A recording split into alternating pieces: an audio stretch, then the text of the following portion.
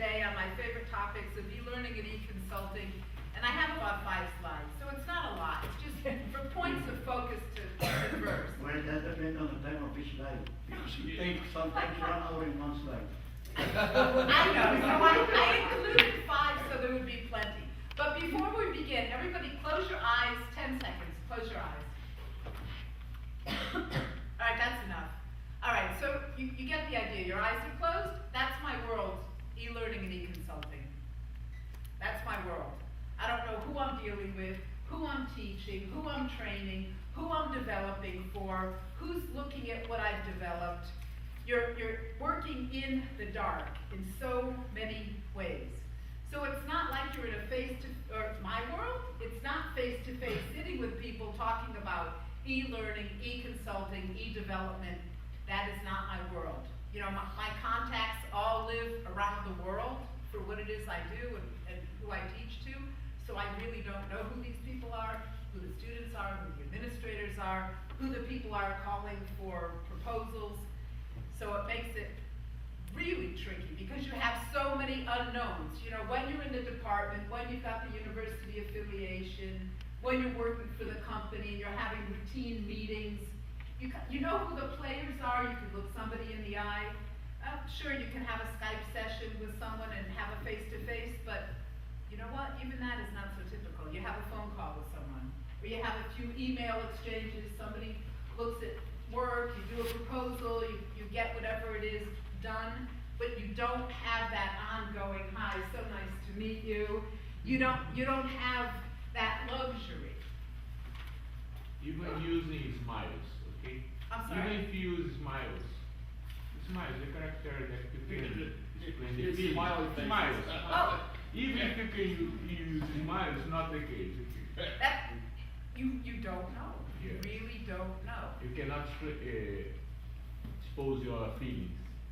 Oh no, and you don't know how you're doing on the other side either. Yeah. It's so, you know, the communication. My undergrad degree was in communication, so every time somebody talks about communication, my ears peak because I always beat myself up for not getting the doctorate in comm because you know it was a field I so loved and I just chose a different path. But nevertheless, I've never forgotten the kinds of things I learned, and it seems like I always end up revisiting, you know, nonverbal.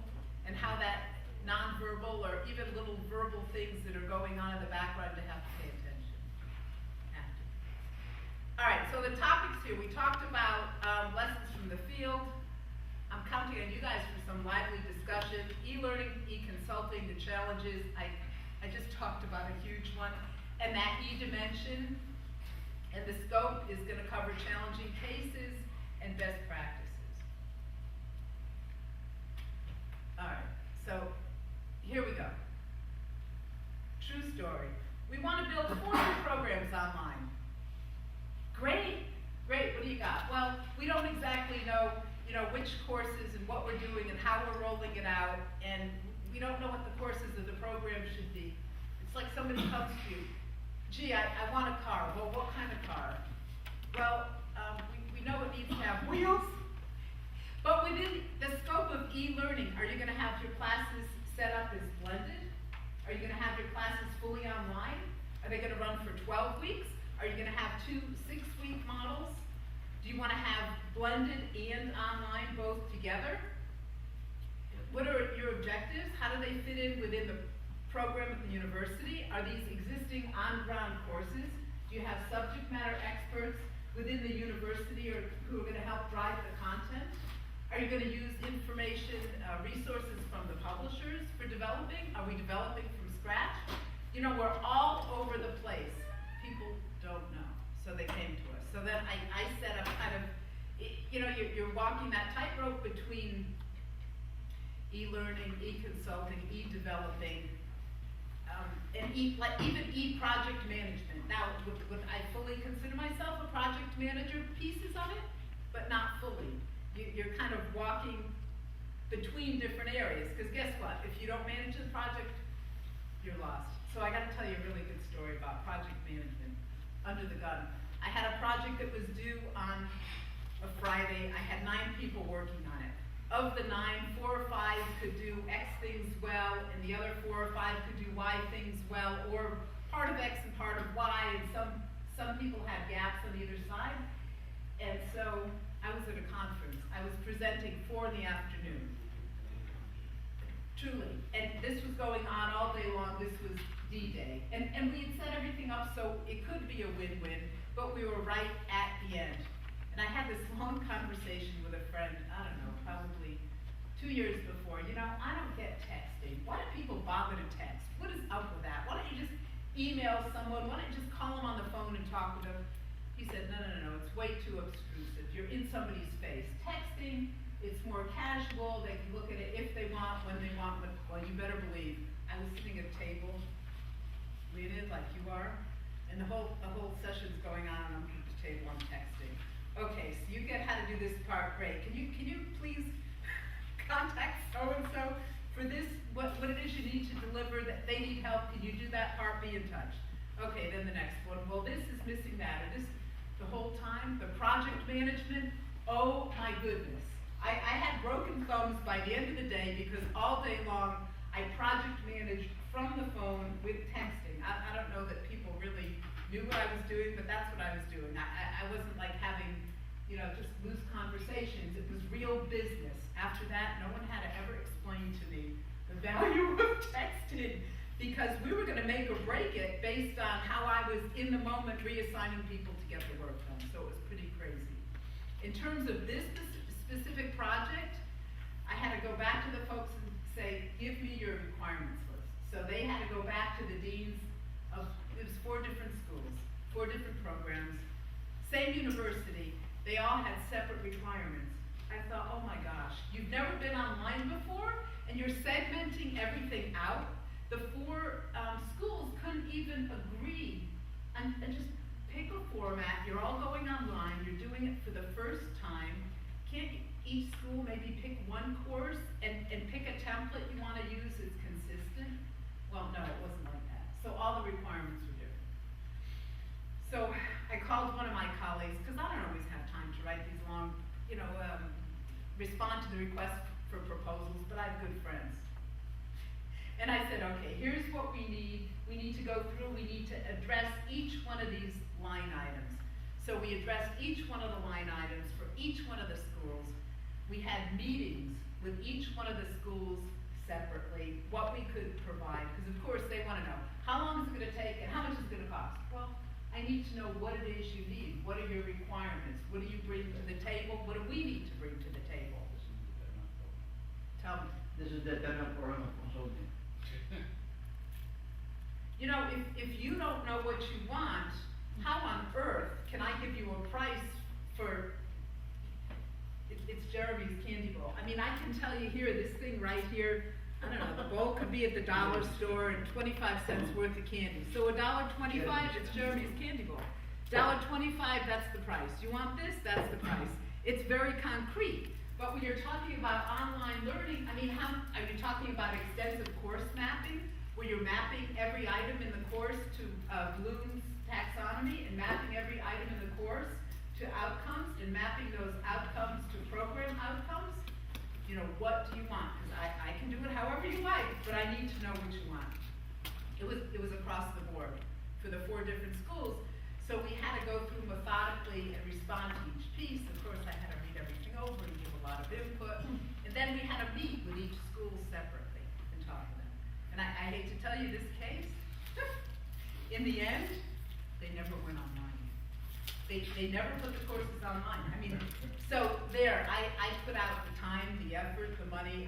I paid somebody to work with me to write up the response, and it didn't come to fruition. So, that's what happens in consulting too. You don't know. A request for proposal comes to your door, and you don't know if it's live, if it's real, if it's genuine, if somebody's, on a fishing mission. They had no idea what the costing was going to be for anything either. It's not their fault, it's not our fault, but, you don't know. That's something you can run into. Okay, why is that like that? I don't know. Hang on a second. That's strange. Okay, sorry it's so high, but it does say LMS content. You had more hard time with academic clients or with industrial clients? Oh, wow. That's such a loaded question because a lot of the universities I've dealt with that I've had the opportunity to work for are for-profit. So those for-profit universities, Okay. the line in the sand, you know, one day it's an academic institution and the next day it's a business. But truth be told, more problems, the more academic they are, the more the problems, I was pointing to that point. because they don't know. Yes. And who's gonna be involved? Yeah, that was my experience also. Oh, I mean, I've done consulting with the University of Miami. It's terrible, yeah. Oh, I'm not gonna pick on them, I love UM, but in terms of the projects that I had working with some tenured professors to put their work online, As consultant, the worst client I had in all my life was my university. I swear to God. but it was so interesting. In fact, one of the cases, I've actually forgotten her last name, but lovely professor, lived in Jersey. We were gonna do a really interesting course, and Jeremy's gonna like this. The university never actually cleared with this woman, this professor, that she was actually gonna do the work. They never had the signed contract from her, and they already assigned her to start working with a consultant. Oh, I just remembered her name, I'm not saying. Had already assigned her to be working with a consultant to start developing the outline and the content. They didn't have a signed contract. And then all of a sudden I was told, gee, we're not gonna be developing that course. Oh. You know why? Here we go, Jeremy, you ready? She considered her work to be her own intellectual property, and she wasn't gonna share it, and she wasn't gonna give it to the university, even though she was a full-time tenured professor, she wasn't giving it to them to put it online. Now, I don't know, my experience has been if you worked at a university and they paid your salary and you That's right. developed courses for them, they own you. That's right. They own you. So how she could just say, oh gee, I'm sorry, no, she wanted to use the content to teach at other places and wasn't gonna give it to them to use. Well, it's copyright time. She better pull out that little C with a circle around it. So that very, very You see, this is interesting. the She kind of doesn't have thing that, she's why used I SOL. insist, make emphasis that More on what is needed for the link between industry and is CEOs and managers and businessmen. Because if you had had in this interface these kind of people, that would happen to you with less frequency. I mean, I thought it was crazy. Really, you're gonna go to the extent that you're gonna sign the person to work with an outside consultant. We had a few meetings and then come to find out she was not going to sign that contract. But this is not abnormal, huh? And it's usual. Yeah. So how was the issue resolved eventually? How was it solved? Uh-huh. She walked away. I'm not doing it. Not putting it online. Done. I'm not doing it. Okay. You know, universities where I've been affiliated, if you were told, gee, we need to have that course online, you're the expert, you're teaching it, okay, you really didn't have a lot of choice in the matter. You were signed. So how she got out of it, I don't know. Yeah, that's in district. Yeah, that's what I thought too. But what she's saying, okay, I'm gonna make here the devil advocate, okay? Yeah. From another perspective, that makes sense. It does? Wow. Because what she's gonna do is not the problem just of time, but the problem of copyright. Yeah. She didn't copyright it. No, okay, but I'm trying to make sense of what she's saying, okay? Yeah, but it's one thing. It's the other, I'm making the Yeah, devil she works advocate, okay? full-time for the university. It's not How just could her she not time get to that? doing that. It's not just her time. It's her whole life. She got these ideas and she wants to copyright on her ideas. It's not just the time she's doing the course, But what she got here, that which is Yeah, com- but it- her complete life. But it was law and medical ethics, okay? Yeah. Huge, her effort, her work. You know, she'd already taught the thing, right? The cat's out of the bag, the content's there. Sorry, lady, I'm sorry, you should have put a C on that damn thing before getting on, out there. It's there. I mean, and this issue is one that our university deals with all the time, because the argument the professors use, if I wrote a textbook, I would have the royalties for the textbook, so why shouldn't I have the royalties for the online? And the second argument that they use is that if you get all this online content, then you can start delivering the course without me. And now all of a sudden, I have created essentially an income flow for you that you don't need. Now, frankly, most of the stuff produced by professors is sufficiently close to crap, so I cannot imagine why it is that they would make such a big deal about it. But nevertheless, these are the types of concerns that the professors raise. But a businessman would not start before having clarity. You know. What, would not start. And a negotiator has skills. I give you that and you give me that. And this is a good example of what we were saying now. If you are going to get a surgery, you don't look for an electrical engineer, okay? The professor got to look for someone who knows business and to deal with business, and I give you that and you give me that, Good proposal. to do it. But- You see, and this guy who knows how to do business need to have a percentage of what he's doing. Yeah. So it's a matter that the professors are not good at that. Yeah, but this type of thing happens in businesses too. I can't tell you the number of times in a consulting practice, for example, that we'd invest 10 or 20% of the effort required to do a project to get a proposal done, That's and right. then the proposal gets turned down.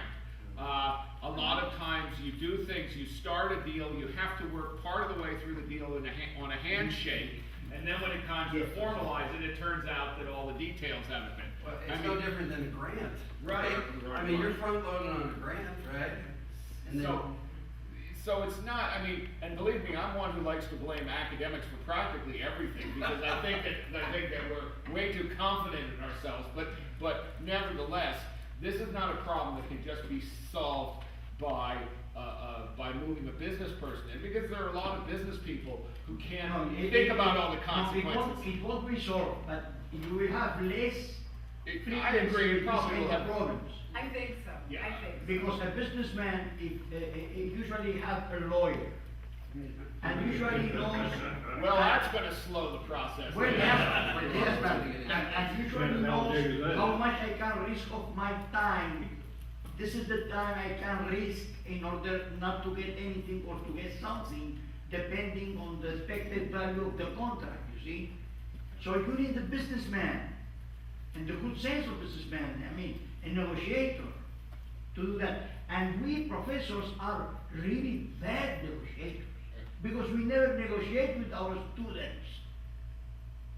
So I'm we'll trying to have negotiate with me all the time. negotiating. I'm constantly trying to Not for negotiate with my reason. students. That's, and good point, but still, I knew walking in, eyes wide open, what I'd be running into with the whole consulting piece, easier with business.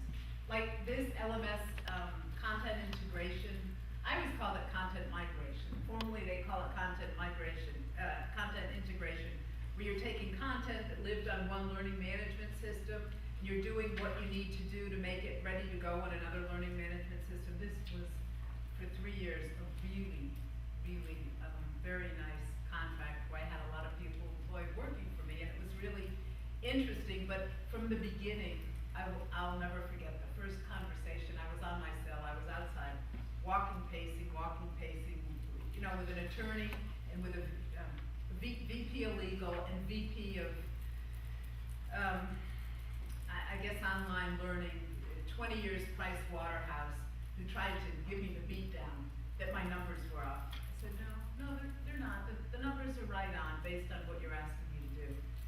And, we went in circles, but No, I knew. I had done the job, I had done the work, I knew firsthand what it was gonna take, and I knew it was gonna be even more than what I already knew, because I know that there are, unforeseen things that you run into when you do that kind of content, migration, that, oh my gosh, there's an issue, graphics don't come over, and then it takes more time. Or some little glitch with linking, or with something. I experienced enough of that for 20 years, that when I got here, I wasn't the first turnip off the truck. I really didn't know. So I had to stand firm, but I had to be polite, just nail it down, and that was really successful. A lot of people worked for a long time, but probably the only flaw with that contract was that because it was an academic institution, but more run like a business, they weren't reasonable. They were absolutely unreasonable. So the first piece that we took on, what should have been 6 months to do the work, we were allotted 6 weeks. So when you take 6 months of work and put it into 6 weeks, I had people, I said, listen, I really need your time. I had people working 14 hours a day. Maybe they were crazy, maybe I was crazy. But there was a way to get it done, and it was a really successful project. It moved on to other successful projects. And the whole negotiation process was a lot easier because I really did know what I was talking about in the timeline. And they knew and they could see it, and it was okay.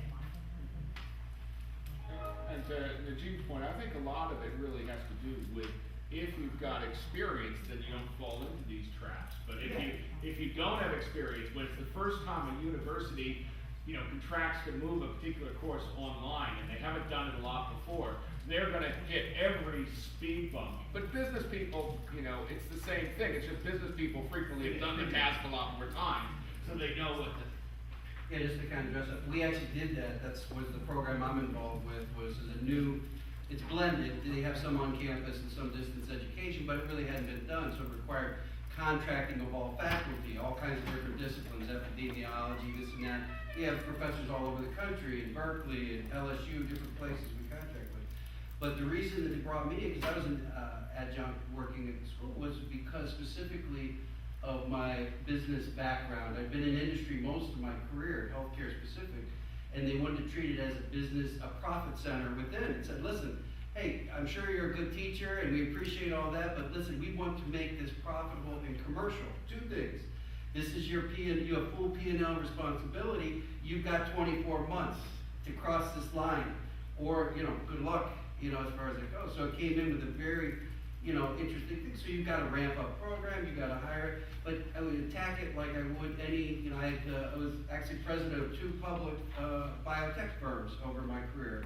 And so now I've got shareholders, 5,000 shareholders, 10,000 shareholders that I'm responsible. But I kind of went at it with that attitude from the beginning, and that the person who started this program did not have the business background. Very, very smart, knew the content, had that, but did not know how to turn the key to make it profitable. And so, so the people at the school that I'm at saw it, and it was a good fit. And we're doing well. I mean, we after 3 cohorts, we're in the black in this program, which is amazing, actually, at this point. That is amazing. So, but there's a lot more beyond content integration, migration, to make it profitable in terms of making it appealing for the students.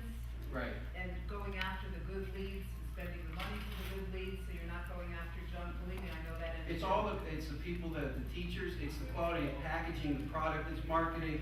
You've got to have the whole thing, and then you've got to differentiate yourself, because there's 77 other programs accredited in this country that we compete against every day. That's right. So when I go out there, I'm not inventing from the best day. I'm going out to look at best practices and then pulling it in.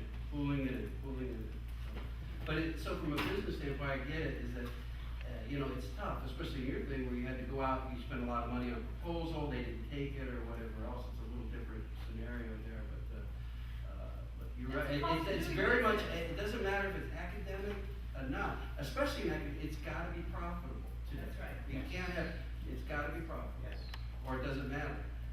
Or you're out of a job.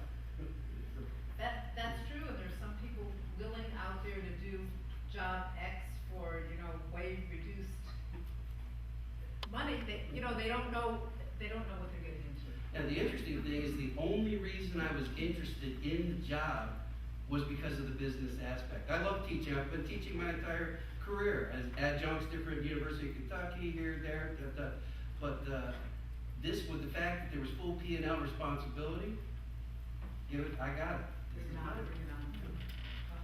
Okay. All right, so an e-learning course for ADA compliance. And this thing that you are doing, you like it. I have fun. In the case of the professor, they dislike it. You see what I I mean? care for it. And that makes the whole difference.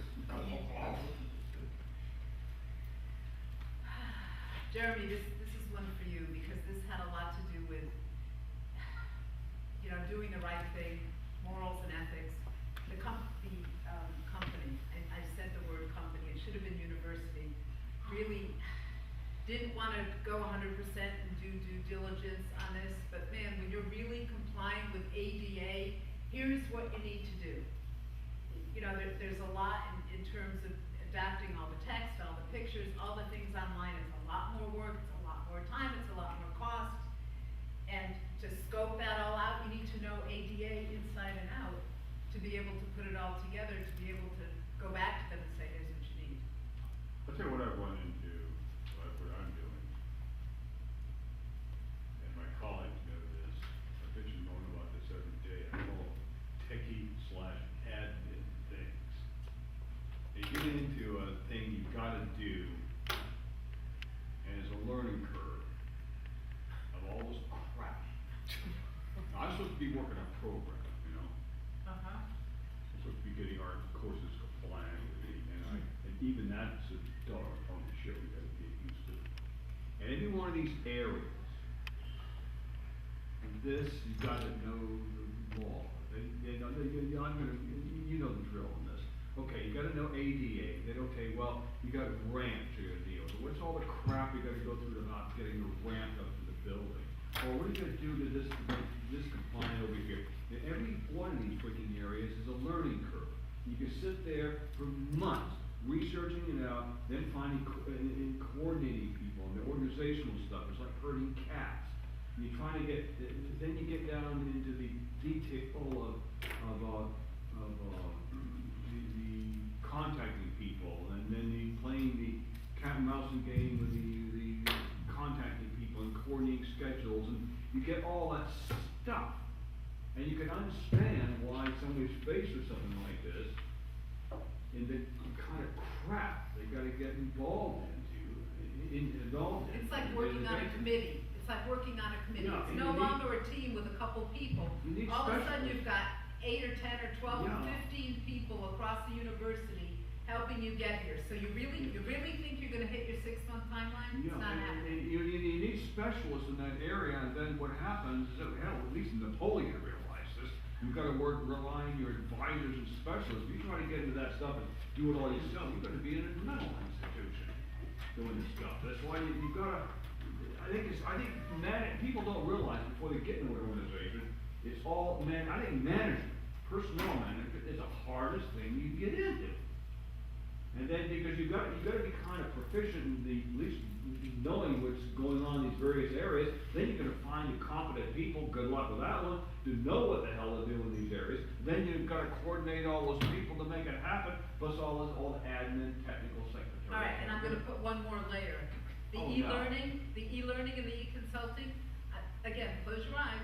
I'm doing the whole thing with blinders on. I'm not You're doing it even, with what? with blinders on. Yeah. Close your eyes. I'm not sitting across the table having, a 2-hour project management meeting 3 days a week. I'm doing the same thing on the internet, I'm doing the same thing on the That's internet, right. with Skype and everything else, same damn That's thing right. you are. It's a mess. That's right. That's right. Mess. So it's just another layer on top of it. Here was another consulting project that I worked on that was, actually this one was really successful, it was really interesting. This design looks a lot worse than I thought, it's kind of blinding, but the idea was to have the content look more user-friendly for the students, to be more user-friendly. Really? Really, is that what you want? So I said to them, fine, you know what, I'm not jumping into that pool. You show me exactly what you want. You go get a designer, you approve whatever the design is you want, and I'll get all my folks to work on it and reproduce that for all your courses. I can do that. Am I gonna go out there? No, I don't wanna go there. You work face to face with someone and you approve it, and you come up with whatever that template is, because there's so many choices here. You're not gonna come back to me and say, oh, well, this wasn't user-friendly for students because of X, Y, Z. Oh, no. So that was actually a really successful project. But again, what was tricky was for the folks, we negotiated it, we got the contract, then it took them so long internally, and I knew it would happen. I knew even before, because I knew the players, I'd worked with them before. It took so long for them to decide on exactly how they wanted to design, what they wanted to do, that all of a sudden our time, the 6 months, 2 months, 8 weeks, 10 weeks, whatever it was, the time's reduced. So I find that a lot with the consulting, with even business, with academia, the time frame seems to be less than reasonable. So when you were doing the consulting, were you part of the design, or you will be handed over the design and you will be executing the design? I chose to not be part of the design. I don't want to. And I have designers who That's can do where, it. like, you can but make money, right? It's not worth it, because, oh no, we don't want it blue, we want it to be teal. Oh no, it should be lighter teal, and oh, the line should be thicker, but it should be thinner, or should be brighter, or higher contrast, or smaller. You know what? Way too many options. It's too many iterations. It's wide open. You can never. The thing that worked for us, at least for about 20 years, the design, especially the interface and all that, is before starting the contract should say that we can have access at least once a week to the user of the interface.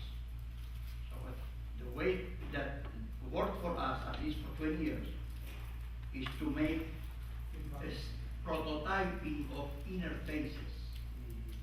So you are designing through the eyes of, sometimes as for some colors, that the worst thing that you can imagine in your life, this is what we were asked for. Going against any kind of aesthetic, and against any color science that says don't use this color at the same time because the eye is going to be tired, in half time of with other colors. So we went against the science and against any kind of aesthetic that we gave the person what she or he wants. No, we have no problem how horrible it is. But the thing is, nowadays, And it's worked, always worked in 20 years, works. Now, but within the scope So of that. this is what she did. But within the scope of that, you spend all the time you want, and you come to me after you've figured it out. Because my experience with these folks, no matter what they set for a timeline, what they set for a project, it always was right up to the second, and they never really allotted enough time, no matter. Yeah. So that's why I said, you know what? You guys develop it. I- You I- figure it out, and when you're done. I you have come a to me and metaphor tell for me. that. What's Have that? you ever seen a mother saying that her baby is ugly? Never. The baby could be the ugliest thing in the world, but for her mother, Oh, no. it's the most beautiful baby in the world. So when the interface is your baby, it's the most beautiful thing in the world, and you're gonna use it. That's right. well, the thing, but you have to remember about interfaces today is it's gonna look different on every type of display. Plus, you have every shape of display imaginable. The problem of interface design has gotten vastly more complicated than it ever used to be. Yes. You're right, you're absolutely right. So that's something I just stayed clear, because I knew. You I see, with this experienced. experience, you make restriction in the contract. This should be done by this, by Explorer was there. There's one way out of the thing, right? There's a good model. It's a software development life cycle. Now, you start off as IEEE 12207. And what you do, it's a standard, got by the IEEE Computer Society, and they go on this thing every 5 years and they upgrade it. What you do, you start off with the acquisition process, then you have the requirements document, then you have the architecture document, then you have the software and hardware design, then you get the coding and blah, blah, blah, it's a whole life cycle. I'm gonna interrupt Yeah, you. it's like what You you got remember on that board I there. told you that what is working, the cycle model that is working in the state never worked in Venezuela. He's talking about that. This cycle model, which I worked with it in the state, and I was about 80% effective. I used it in Venezuela and my effectiveness was 0. Yeah, I think that's really Because it's a different culture. Environmental difference. Yes, not, no, a cultural difference. Cultural difference. But it's not just cultural differences, they don't use that model at places like Google and so forth, they use agile development models. Yeah, Because extreme if you don't programming. use agile development models in a rapidly adapting culture, the systems development life cycle takes years. It doesn't, I know what you're talking about, I talk to people, they call it extreme program. Yes. It's an abortion. What it is, extreme, if you look at it, extreme and agile, and if you look at it carefully, those are for, a type of environment incorporates two things. First of all, the environment is relatively small, it's not for large projects, and everybody knows that. And it's also, when you've got a face-to-face and you're interacting with your client almost on a daily basis in relatively small situations. Agile does not work for these large projects, and everybody knows it. What it is extreme programs is a lazy person's way out of the situation in large things. Oh, I don't want documentation. Hell, I've seen 3 damn corporations go bankrupt as a result of extreme programming. It's an abortion. You know There's what? 3 corporations with us, you know what I mean? Small How I situations, should work yes. with that? How? Horrible. But always require, With at least 5 cybernetic cycles. Correlative and complicative cycles. Okay. And the Okay. whole of it. And then what you have is the evolutionary mode, the evolutionary system. You see what I mean? It's some type of semblance for, e-consulting. That could work in the state. yeah. But in Venezuela, for example, I bet you 1 million to 1 that would not work. No, actually, In the state it would So work. you're telling it's Venezuela, which one? The structured SDLC won't work or the agile model won't work? Well, what we did at the time, That is SDLC. we designed a methodology for Venezuela, which we called What? the evolutive, incrementally evolutive. But the word increment has a technical meaning. The same meaning that it has in incremental planning and incremental decision. You see, and the increment depends on the uncertainty. So if you don't have that much uncertainty, the increment could be 1 week. But if you have larger uncertainty, then the week should be 1 day or 1 hour. So the planning horizon and the cycle depend on the uncertainty in which you are dealing. So we had one time we had to do right at the analysis, and the phase of the analysis, I asked the guy to start implement whatever, but start implementing and using some feature, because I knew that something organizational was not smelling well. And thanks to that we did in the first month, we discovered a huge organizational toxics that we had to remove them with an organizational expert before continuing with the software development.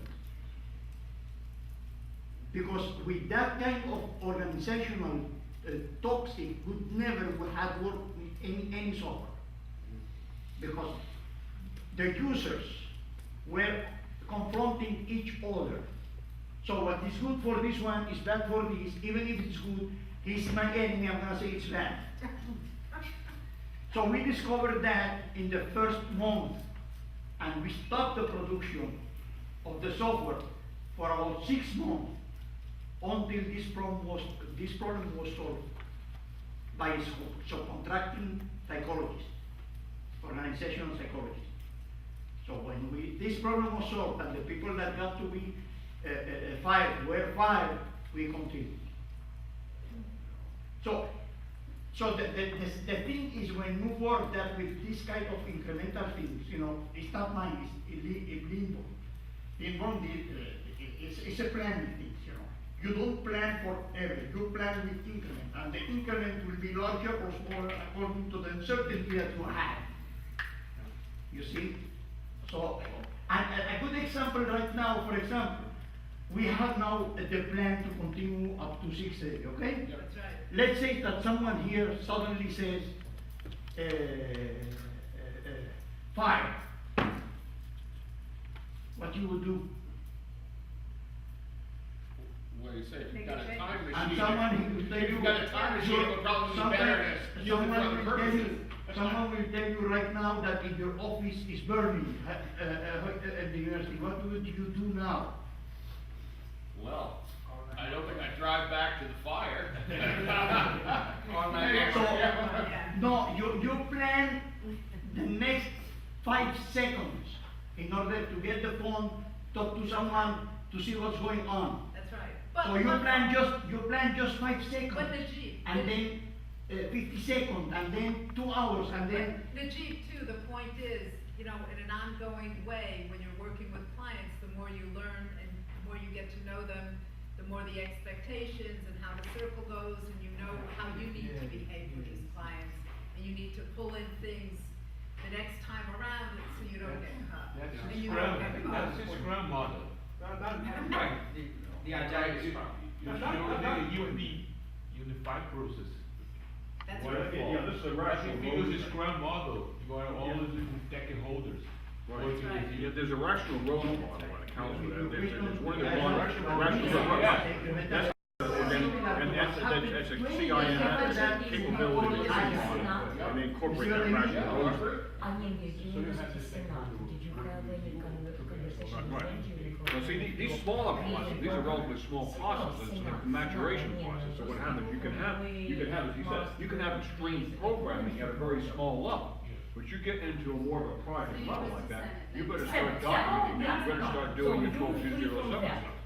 But all these things, All the UP model. Right.